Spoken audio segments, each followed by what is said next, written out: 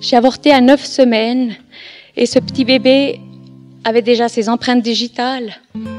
Il avait son cœur qui battait. Il avait tout pour vivre. On pouvait même voir son sexe. Mais ma raison était plus forte que mes sentiments, que mes émotions.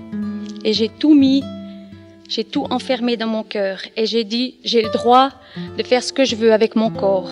C'est ma vie, c'est mes décisions. Je veux finir mon métier. Je veux pas être une victime. Et cet enfant me gêne. Mon ami ne le voulait pas non plus. Et j'avais pas la force d'affronter tout ça.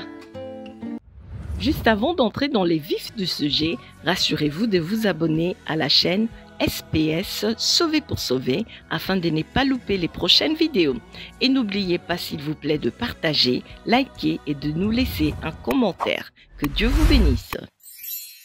Il y a 20 ans, j'ai passé par l'avortement. L'année de mes 40 ans, je refais un bilan, je regarde un peu ce que j'ai vécu. À 20 ans, au contraire, on voit vers l'avenir, on fait des projets, on voit vers le futur et toutes les portes nous sont ouvertes. Je suis infirmière et je venais de commencer mon école d'infirmière quand je me suis retrouvée enceinte et j'étais en stage en gynécologie justement. Et tous les jours, je voyais des avortements sous mes yeux et j'étais enceinte et je me disais qu'est-ce que je fais? Et j'avais pourtant tout sous les yeux, il y aurait rien qui aurait pu me convaincre d'arrêter. Je voyais un médecin qui pleurait, qui jetait ses instruments sur la table en déchiquetant un petit corps qui était resté coincé dans l'aspiration. Je voyais l'infirmière qui devait contrôler ce qui sortait dans l'aspiration, si le petit bébé était bien sorti, si tout était complet ou si il fallait encore chercher autre chose qui était resté dedans. Et malgré tout, j'ai décidé d'avorter. J'ai avorté à 9 semaines et ce petit bébé avait déjà ses empreintes digitales. Il avait son cœur qui battait. Il avait tout pour vivre. On pouvait même voir son sexe. Mais ma raison était plus forte que mes sentiments, que mes émotions. Et j'ai tout enfermé dans mon cœur. Et j'ai dit, j'ai le droit de faire ce que je veux avec mon corps. C'est ma vie, c'est mes décisions. Je veux finir mon métier. Je veux pas être une victime. Et cet enfant me gêne. Mon ami ne le voulait pas non plus. Et j'avais pas la force d'affronter tout ça. Je me disais, on m'avait averti des risques de dépression. Mais je me suis dit, de toute façon, c'est pas pour moi la dépression. Moi, je suis forte, je vais m'en sortir. Puisque j'ai choisi d'avorter, je vais m'en sortir. Et ça a été très bien pendant 3 ans. J'étais bien dans ma peau, personne ne savait. Il me semblait que personne ne savait. Mais il y en avait qui savaient quand même. Et puis, je me suis mariée. Pas avec le même homme et j'ai eu 4 enfants. Ils ont entre 17 et 12 ans maintenant. Et il me semblait que chaque fois que j'accouchais, à chaque accouchement, mon cœur avait des failles, mon cœur que j'avais durci s'ouvrait. Et chaque fois que je serrais un nouveau bébé dans mes bras, je disais, j'en ai déjà perdu un. Et mon cœur s'est attendri comme ça. Et ma protection que je m'étais faite, elle a fondu. Et voilà que, sans que je me rende compte, toutes les nuits, j'ai commencé à faire des cauchemars. Je ne peux pas dire quand ça a commencé, mais je suis sûre que c'est depuis que j'ai accouché. Et toutes les nuits, j'étais attaquée. Toutes les nuits, une fraction de seconde, je devais choisir entre la vie et la mort. Si je ne m'agrippais pas à la vie, il me semblait que j'allais mourir. C'était physique, je me réveillais en sursaut, j'avais des palpitations. Et je me disais, cette fois, c'était -1, j'ai failli y rester. Et j'en parlais pas beaucoup, mais des fois, mon mari voyait bien que j'avais des sommeils agités. Et quand je lui partageais ce que je vivais, il ne savait pas quoi faire. Mais jamais, jamais dans ma tête, j'ai imaginé que ça pouvait venir de l'avortement. Puisque j'avais choisi, puisque j'avais le droit, puisqu'on m'avait dit « ma pauvre petite, on va vous enlever ça », je t'ai dit « il n'y a pas de raison que ça vienne de là ». Et même que j'étais infirmière, que j'avais vu ce que je faisais, que j'avais vraiment conscience de ce que j'avais fait, j'avais enfoui ça tellement au fond de mon cœur, barricadé ça tout au fond de ma vie, que jamais une seconde, j'ai imaginé que ça pouvait venir de là. Et ça a duré au moins 10 ans.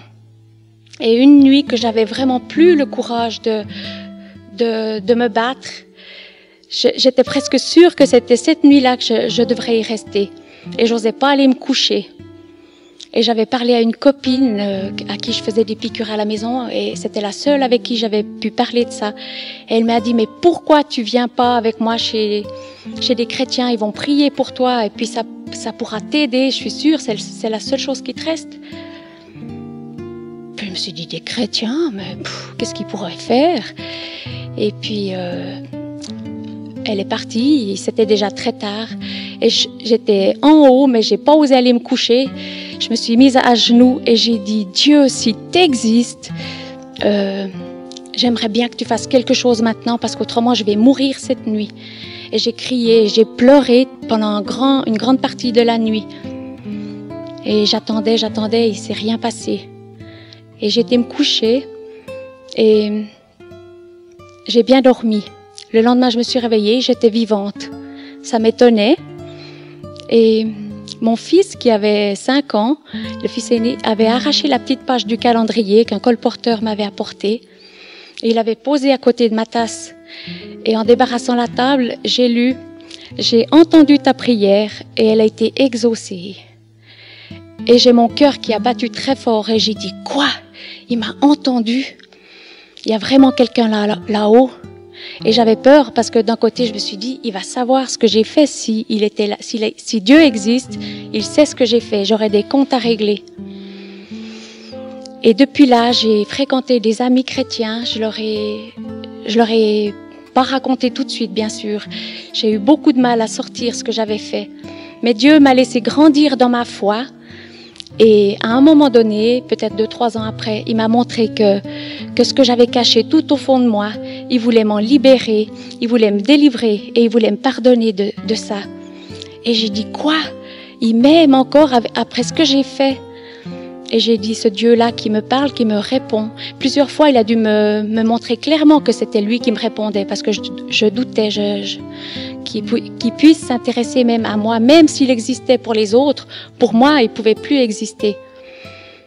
Et je lui ai donné ma vie, et mon mari, quand il a vu aussi ce que Dieu avait fait dans ma vie, et que j'avais retrouvé mon sommeil, il s'est aussi converti. Ça peut prendre des semaines, des mois, des jours, jusqu'à que le Seigneur vous touche tout au fond. Mais aujourd'hui, que vous puissiez lui remettre ce fardeau. Parce que moi, je renvoyais toujours ce problème à la cave. Et vous savez, c'est un pasteur qui disait, un sac de patates qui pue, on le met dans l'ascenseur et on l'envoie à la cave. Et quand il remonte et que ça pue, on le renvoie à la cave. Mais Jésus, il veut vous libérer de ce fardeau, de cette souffrance, de cette douleur.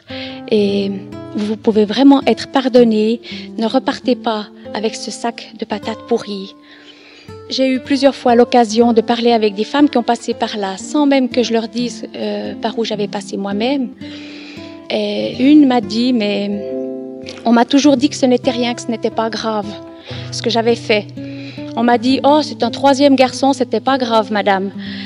Et quand elle m'a dit, tu sais, j'ai passé par l'avortement, moi.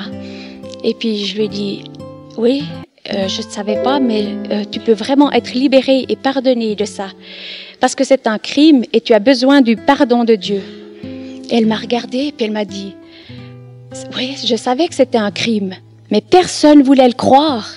Tous mes médecins m'ont dit, c'est rien, ma petite dame, c'est pas un crime. Et en fait, nous les femmes, on peut pas vivre ce deuil. On n'a pas le droit de vivre ce deuil. On n'a pas le droit de dire que cet enfant est mort. Alors on se dit, j'avais droit à cet avortement, et puis j'ai perdu un bébé, mais personne ne veut le savoir, personne ne veut savoir notre souffrance après. Et des tas de femmes vont voir des psychologues pendant des semaines, des mois, mais le pardon de Jésus est gratuit. Et aujourd'hui, moi, j'ai trouvé le pardon et la guérison, et j'ai plus de cauchemars, parce que au bout de 10 ans, j'ai pu remettre ce fardeau à Dieu. Ça a pris du temps. Ça prendra le temps qu'il faut pour vous aussi. Mais Dieu vous dit aujourd'hui, déposez ça à ma croix. Si vous avez été béni par ces enseignements, ces temps de louange et d'adoration, ces témoignages, n'hésitez pas à vous abonner sur cette chaîne SPS Sauvé pour sauver. SPS Sauvé pour sauver, l'évangile de Christ pour les saluts des âmes. Ici, nous témoignons de Jésus. Que Dieu vous bénisse.